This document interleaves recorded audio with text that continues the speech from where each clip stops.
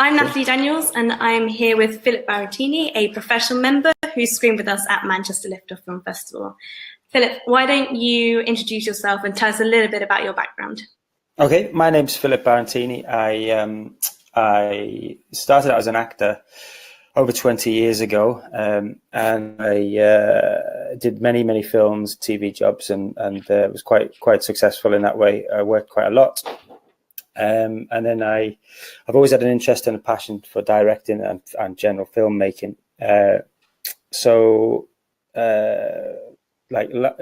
Last year I decided to sort of take the leap and be brave and direct my first short film, which is called Seconds Out. It's about a young boxer who's suffering from mental health, and he attempts suicide but fails.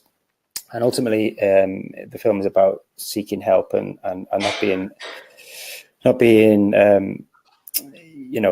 that young men sort of, in that world, boxers, footballers, whatever it may be, it's okay to talk about your problems. So that was the first film I did, and then I sort of got the bug then, and I wrote a second short film called Boiling Point, which is what screened at Manchester and won Best Short Film. Thank you very much. It's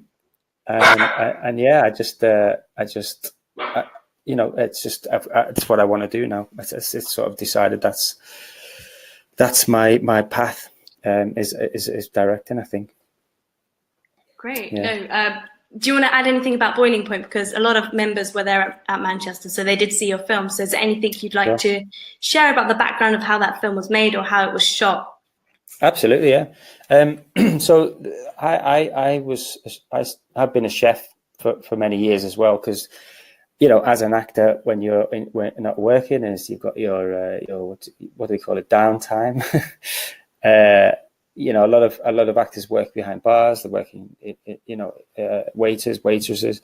I was passionate about food, so I wanted to explore the kitchen side of things. So I went to work as a chef, and I worked my way up, and became I became a head chef in a couple of places. And during that time, I experienced people struggling with addiction and the high pressure of the way that sort of industry works. And so Boiling Point is loosely based on a guy that I worked with, who used to come into work every day, and he'd go next door to the supermarket and buy a bottle of vodka, and then he'd decant it into a squeezy water bottle, and he'd just be drinking it throughout the night. And he'd also, be taking drugs at the same time to keep himself going. And he did. He just got through, and he was just normal. It wasn't like he was drunk, or you would never have suspected it. And then one day he sort of collapsed in work, and ended up having it was a stroke. He had a mild stroke, but he was only in his 30s. And it stuck with me forever, that, and I always had the idea of trying to show what the real world of kitchens is like. You see it on TV a lot, and even in some movies as well now, and it glamorizes the business a little bit. And it can be like that. Food can be amazing if you're working, and it's a very creative industry as well, but it's also really high pressured, and I wanted to sort of get across the realism of what it is like working in a busy kitchen that is just constantly on the go.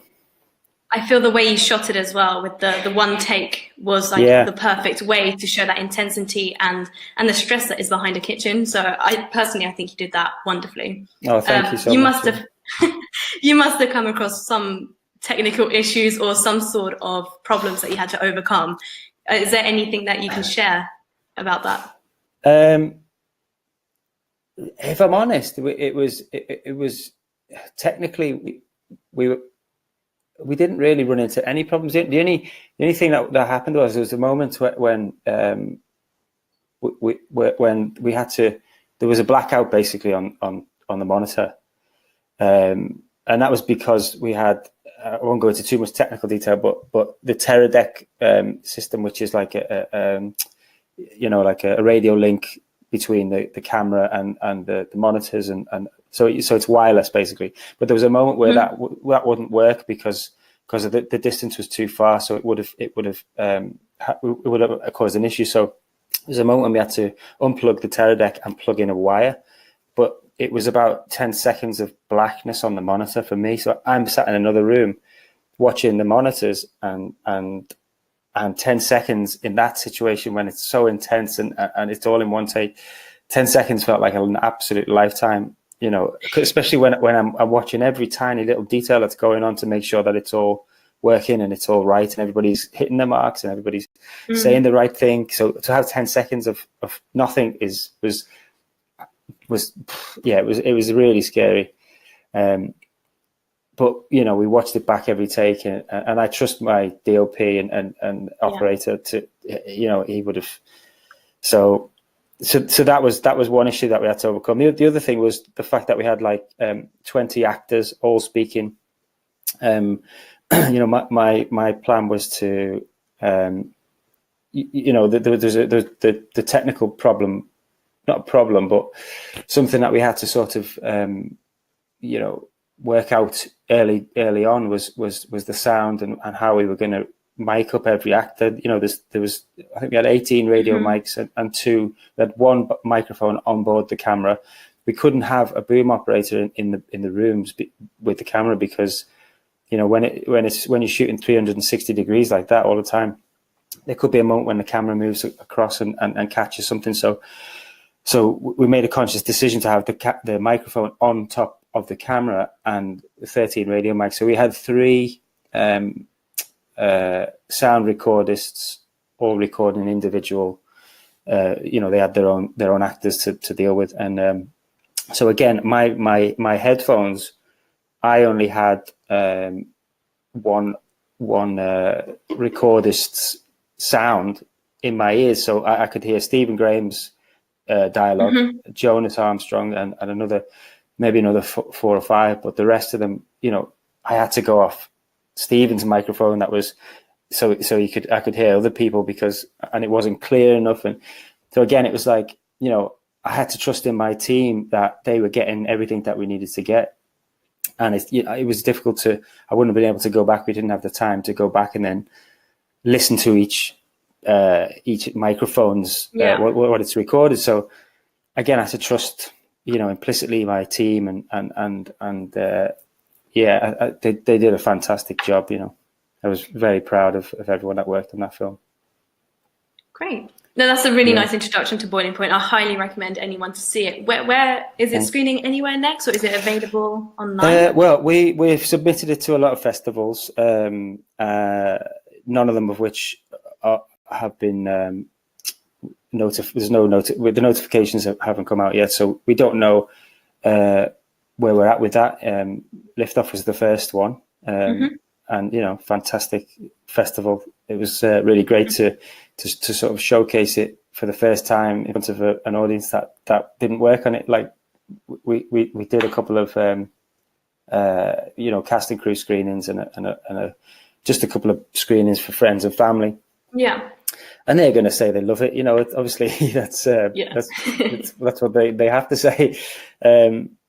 So it was interesting to come to Liftoff in Manchester, and then I didn't realise that people would be scoring the films. So that was a surprise. But I've obviously got the scorecards back, and I've looked through them all, and the comments are fantastic, and the scores were amazing. So it also gives a nice insight to what other filmmakers, like you said, that aren't your friends and family and the people who worked on it actually think of your film. So it's just nice to get that other eye. So I'm glad that the feedback was good for you. Yeah, I'm really, I'm over the moon. I'm really grateful because we had this idea, and we didn't have long to be able to until we had to shoot it because Stephen Graham's availability was very slim. He was taking some time off in December, and he loved the project so much that he said, I'll give you 3 days, and then I'm going to take time off for Christmas and spend it with the family. So it was we had I think it was maybe 2 months or something to get everything together. You know, the location, all the crew, all the cast. So it's shot in a restaurant. Well, it's set in a restaurant. Yeah. But it was actually shot in well, it is a restaurant. It's a fully functioning working restaurant, but it's in a catering college in Manchester. Great. So you were able to shoot on their kind of time off. Yeah. So we went along to a bunch of these catering colleges just to see whether they logistically worked. And that one in Altrincham, Trafford College in Altrincham, who were like absolutely so accommodating. It was unbelievable. They just said, yeah, just you can have the space for the 3 days, do what you like, change what you like. They really backed the project, and I think because of the subject matter and also what they're teaching young people, the world of chefing and cooking and also they wanted to be involved in that side of it because it's an educational thing as well, and we got a lot of their students to help out. They had a film department in the same building, so I said, look, I want to help out these students. We're shooting a film. Why not they come down and just observe or run and do some running, or just to watch and learn really. And we had some great people down there. And I actually had a call from the person who runs this college after we had given you a selection to LA Liftoff as the winning film. And they wanted to interview us so they could write a press release and spread the word about your film and about their college. So they were also using it to promote themselves, which I think is absolutely perfect. And every filmmaker should be doing this. So to hear that different organizations doing it, it was just, I was really pleased that they were. Oh, that's fantastic. Oh, yeah. Oh, really cool. That's I mean, it was honestly, they were just a lovely bunch. And Matt, who runs the catering side of things, he was so on board from the word go. We just rocked up and said, look, we're shooting this movie. It's about a chef who's addicted to cocaine and alcohol, and he's going to run around the kitchen and we're going to shoot it all in one take. And he must have just been like, what on earth are you talking about? Yeah. He went with it, and the whole team there were fantastic. Great. So now we've talked about Boiling Point, I want to focus more about you as a filmmaker. What is your ultimate goal within the industry? What is it that you wish to accomplish within your career? I think I'm still learning every day, and I'm on this journey now. I made a conscious decision last year to direct, and that's what I want to do now for the rest of my life, I think. So in terms of goals, I don't know whether I have an end goal, because I don't feel like there is an end goal in this industry. I just want to continue to make really good content. My sort of thing that I like to watch and ultimately like to make, I think, is very real, raw, unapologetic sort of stories that you get a reaction from, whether that be happy, sad. I want to make people feel something. Are there any films or filmmakers who have inspired you to go down that route? Yeah, well, recently Barry Jenkins, his movies, and I love his style and everything he's about, really, in terms of the way his characters in the films. Everything's very subtle and very real, and his characters, they don't really necessarily have to do anything really, but you still really engage with them. And the stories and the look and the aesthetics and everything is just beautiful. I just think. I think he's incredible. And Shane Meadows, another inspiration, I think. Yeah. I love the way he works. And any particular film of Shane Meadows?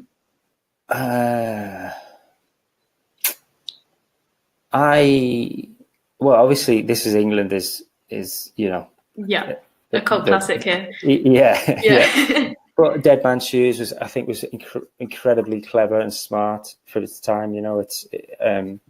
It definitely got me at the end. I wasn't expecting that, and that's because I think what he does is he pulls the audience in, and you're with these characters, and you love them or you hate them, but you're with them on this whole journey. And then, ultimately at the end, when it's flipped on its back, it's like, wow, it's that's the type of feeling that I like to get when I'm watching a movie. I feel fulfilled, and I feel like I've been on this journey for an hour and a half, 2 hours, however it is, and I've forgotten about everything else that's going on in the world, and I'm in here, Yeah. And I think he does that incredibly well, and that's, I guess that is that's the goal that I aspire to have, is like films that resonate with people and feel real.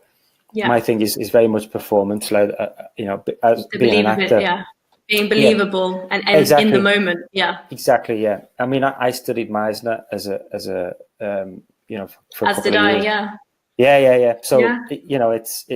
it is about that, being truthful and putting your attention on the other person so that you have natural reaction to that. Mm-hmm. Just as in life, you and I are talking now. I don't know what you're going to say to me next. I don't know how we're going to interact. So it's very much that, really. And Philip Seymour Hoffman was a great example of a Meisner actor. Mm-hmm. He did it so well, and that's my sort of thing is to really get into these characters and delve really deep and go quite personal level in terms of storytelling and that type of thing. Yeah, did that answer your question? Yes, it absolutely did.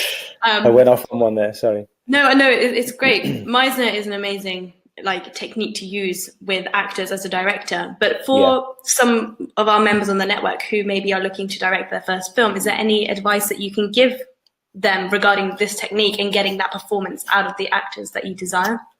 Well, I mean, what I would say is, if you wanted to go down that route of the Meisner technique, I would read the book. I think it's Sanford Meisner on acting. Yeah. Mm-hmm. That's the book that I read initially, which spurred me on to go and do the course at the Actors Temple in London, and I literally, it blew me away. It's not for everyone.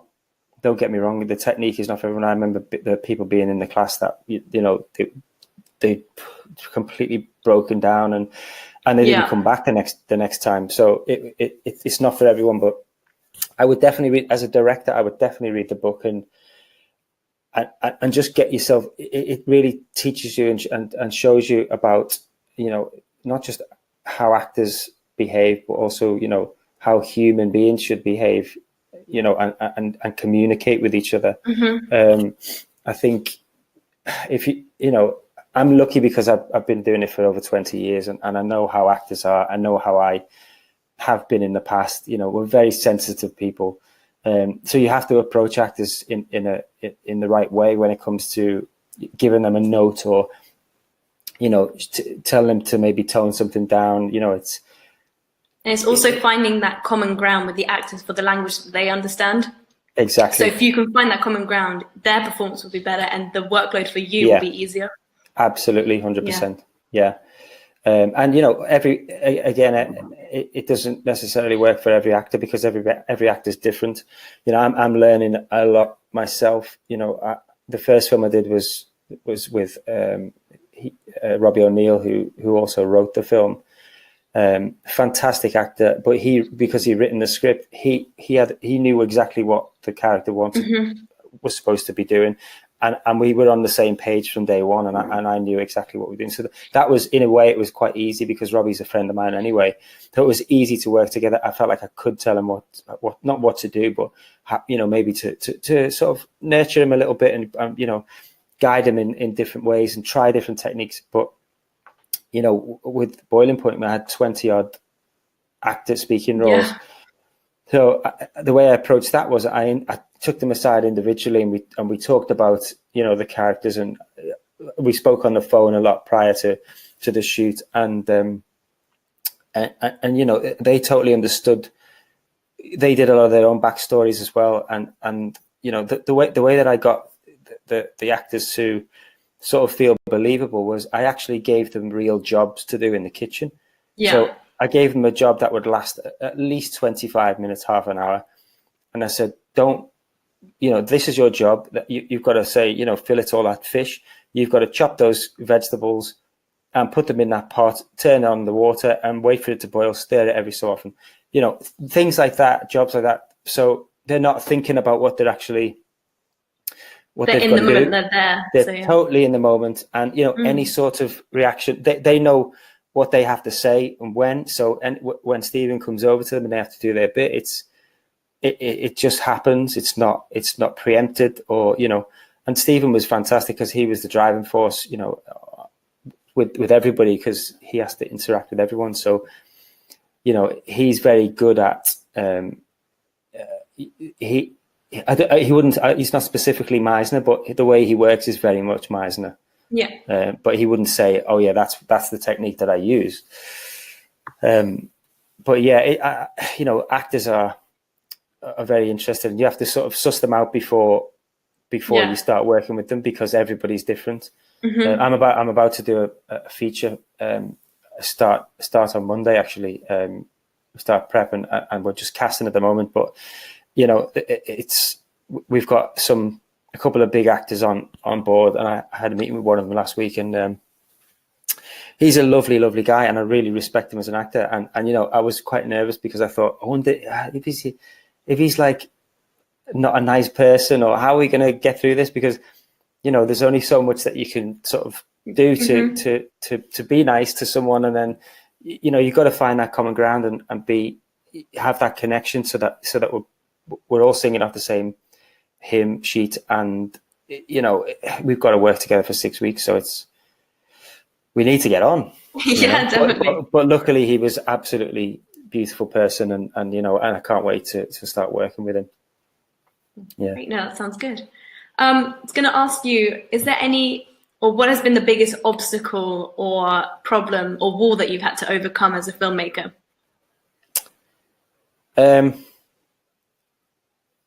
Biggest obstacle, I think, again, it's all very new to me, this. So, I'm learning as I'm going along. I learned a lot during my time as an actor, being on sets. I was always interested in what was going on behind the scenes. Mm-hmm. I'd always try and stay after I was wrapped to talk to the crew, and I'd always be the cheeky one in the corner asking questions. What's that for? What are you doing with that? Why are you moving that light over there? That kind of thing. Yeah, I wasn't doing it purposely because I wanted to direct, and that was a burning desire that I had. But I was just genuinely interested in it, and I think subconsciously that's what I was leading up to, is to be a filmmaker. And I think the only obstacle or wall that I've had to overcome is myself, because as an actor, looking up at directors, going, "Wow, I couldn't do that." I mean, that's the director. He's there. He's on a pedestal. He's the main guy. I couldn't do that job. I mean, why would anyone employ just me? I'm just a little actor. And then suddenly, my mum passed away 3 years ago. Quite suddenly, and it was a huge eye opener for me in terms of how short life is, and what life is really about. And my mindset completely changed in that way, and I just decided I'm gonna go for it, and why not? You've got to just stop having the fear, and just, if you don't try, you'll never know. Exactly. So that's my attitude.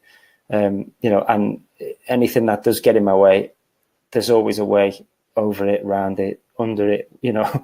So yeah, it's. And sometimes when there are obstacles in the way, it doesn't necessarily need to be a negative. You could have found a way around that which was so much better, and actually made the production a higher quality, or XYZ, whatever it is. So coming across obstacles makes you a more fulfilled filmmaker. Exactly. So. And that goes, like, recently we just my DOP, who I used on the last two, and he's also doing the feature, we were talking about shot lists and how we're going to map out this film. And I was like, right, so we need to do the shot list, so we need to do this, and it has to be this way, and yeah. And we just sort of sat down and was like, we should just take more of a relaxed approach to this, and be like, when we get on set, we'll have our shot list that we want. But if something happens that we can't get that shot, or, something may happen where we go, oh my God, let's scrap that. Let's do this now. Yeah. I think as a filmmaker, you really have to be open to anything that is thrown your way. Like you said, positive or negative. Yeah. So yeah, there's nothing set in you. I don't think you should be set in your ways as a filmmaker. I think you should be very open to change and to other people's input as well. Don't be the micromanager who tells everybody how to do their job, and because but I certainly have an idea about everybody else's job, and why they're what their job is, but don't be telling them how to do the job. Yeah, a lot of the time they can bring everything to the table, so you can just pick and choose what you want, and it just helps a production so much if you are open, as you said. Yeah, absolutely. Yeah. What's been the proudest moment or biggest achievement that you've made so far in your career? As a director, or either as a director, as an actor, whichever you think is like that has fulfilled you the most. Oh wow! I mean, I've been so lucky as an actor to have worked with some incredible, talent people. I suppose one of the highlights for me was working with Heath Ledger on Ned Kelly in Australia. Oh, wow. Yeah. So we were in Australia for 5 months, and we were just there as mates. We were, it was. We played this gang. There was I don't know if you ever saw the film, but there was 4 of us in the gang basically. There was Heath Ledger. Were you in the Ned Kelly gang? Yeah. So oh wow. Heath Ledger, Orlando Bloom, me, and an Irish actor called Lawrence Kinlan, who's fantastic. And we just hung out for 5 months in Australia, just being mates, because that's what the characters were. So that is a huge highlight for me. In terms of my acting career, as a director, the highlight was working with Stephen Graham for that's going to be the highlight so far, and to work with not only Stephen Graham but such an incredible caliber of talent that worked on the film, and I think it's all a highlight at the moment, because I'm doing something that I feel really strongly about, really passionate about, and I'm just getting out there and doing it, and I feel really, really grateful at the minute. Yeah. I think, do you have anything you wish to plug? You've already talked about some of the stuff that's coming up for you. Is there anything else that's coming up? So you're working on the feature? Yeah, so the feature's called, it's called Villain. And it's set in London. It's like a crime drama about a guy who's been in prison for 15 years. He comes out of prison and wants to settle down in his pub that he's owned for years. His brother's been looking after the pub for him while he's been away, but his brother's got himself into a lot of debt, and he's got the pub into a lot of debt, and he's also been mixing with the wrong crowd. In the drug world, basically. So his older brother ultimately has to help him out. His family reluctantly he helps him out, but it all goes completely wrong and pear-shaped, and a lot of bad things happen. And ultimately, it spirals into this crazy, explosion of madness. No, it sounds really exciting. No, it sounds really good. Yeah, cool. But so there's that, and signed with an agent recently, which is very exciting. Jago Irwin at Independent. Oh, nice. Yeah, that's very exciting. So I've had a bunch of meetings with some incredible people the last few days, and I'm just I'm so grateful, and it's just riding this wave, and hopefully it won't end. So for many filmmakers out there who are maybe thinking they should get an agent or shouldn't get an agent, what advice do you have for them?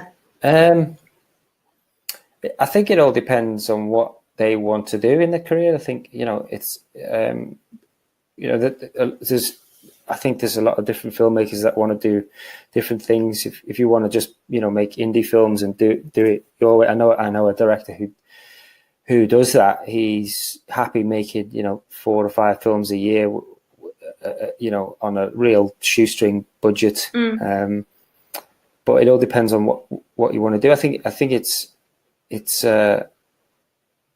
you see, the way it happened for me was I was very lucky, off the back of Boiling Point, it happened that way. But I think there is ways of doing it yourself, I'm sure, but it certainly does help to have someone who's, backing you and helping you to get in those rooms and get yourself out there, really. But you certainly can do that yourself. Yeah. Great, yeah. Wonderful. Do you have anything else you'd like to add to this interview?